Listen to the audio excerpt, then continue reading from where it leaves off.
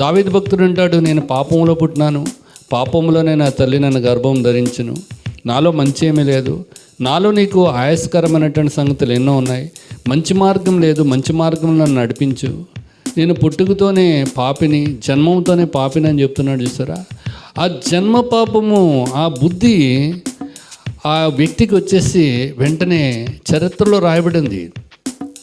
భగవంతుడిని ఎద మీద తన్నాడు, గుండెల మీద తన్నాడని కవీశ్వరులు చక్కగా రాసినారండి.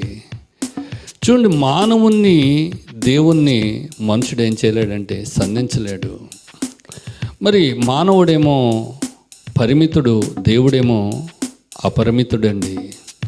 అపరిమితుడైనటువంటి దేవుని దగ్గరికి మానవుడు వెళ్ళాలంటే అపరిమితుడైనటువంటి దేవుని దగ్గర ఒక పరిష్కార మార్గం ఉంటుంది.